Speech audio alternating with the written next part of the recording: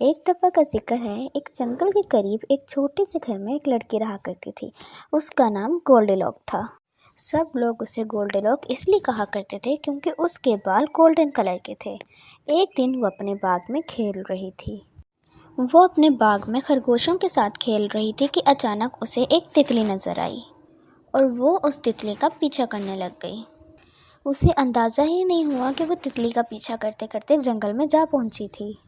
تتلی کا پیچھا کرتے کرتے اسے جنگل میں ایک غار نظر آئی۔ اس نے سوچا کیوں نہ اس غار کے اندر جا کر دیکھوں۔ پھر گولڈی لاک غار کے دروازے کے پاس پہنچی اور دستک دینے کے بعد پوچھا، کیا کوئی اندر موجود ہے؟ کیا میں اندر آ جاؤں؟ جب گولڈی لاک کو یہ اندازہ ہوا کہ گھر کے اندر کوئی موجود نہیں تو وہ خود ہی گھر کے اندر آ گئی اور گھر کو دیکھنے لگی۔ اس کو گھر بہت پسند آیا۔ پھر گولڈی لاک ایک ٹیبل پر پہنچی جہاں پر مختلف 3 قسم کے پیالے پڑے ہوئے تھے۔ اس کو بہت بھوک لگی تھی۔ جب اس نے پہلے پیالے سے کھایا تو اس نے کہا، یہ تو بہت گرم ہے، میں یہ نہیں کھا سکتی۔ پھر وہ دوسرے پیالے کی جانب بڑھی۔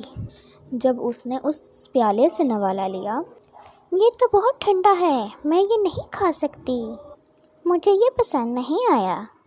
پھر وہ سب سے چھوٹے پیالے کی جانب بڑھی اور پھر جب اس میں سے اس نے ایک نوالا لیا تو اسے بہت پسند آیا۔ اس نے کہا، یہ تو بہت اچھا ہے، اور پھر اس نے چھوٹے پیالے میں سے سارا دلیا کھا لیا۔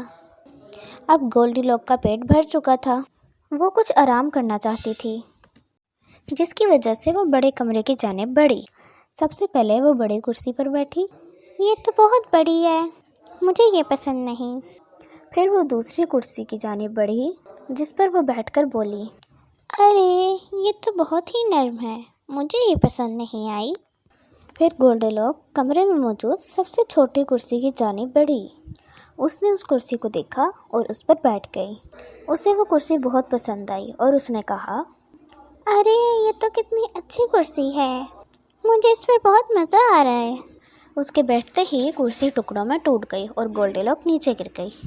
پھر گولڈی لاک نے کہا، اوہ نو، لگتا ہے اب مجھے بستر پہ سونا پڑے گا۔ اور پھر گولڈی لاک وہ کمرہ چھوڑ کر چلی گئی۔ وہ بیڈ روم کی جانب بڑھنے لگی تو وہ سیڑھیاں چڑھنے لگی تاکہ وہ بیڈ روم تک پہنچ جائے۔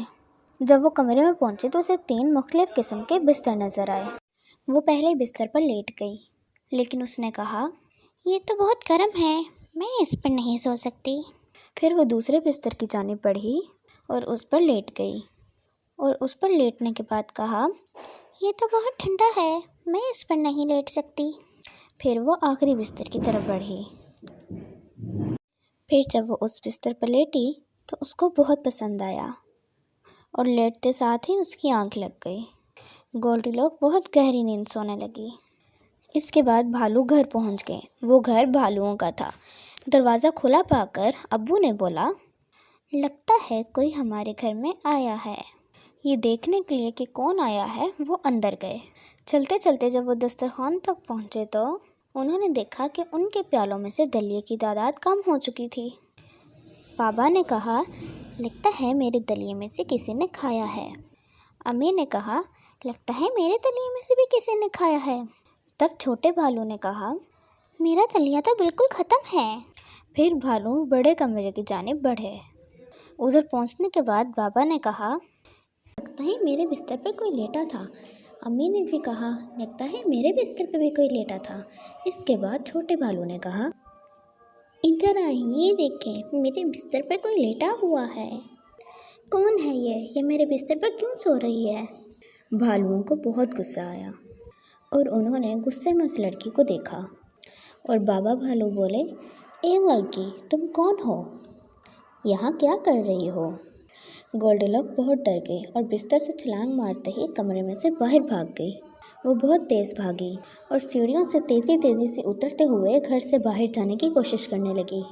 بھالوؤں سے جان بچاتے ہوئے ان کے گھر سے باہر نکل گئی اور بھاگتے بھاگتے آخر کار وہ اپنے گھر پہنچ گئی۔ گھر جاتے ہی وہ جلدی اپنے کمرے کی جانب بھاگنے لگی۔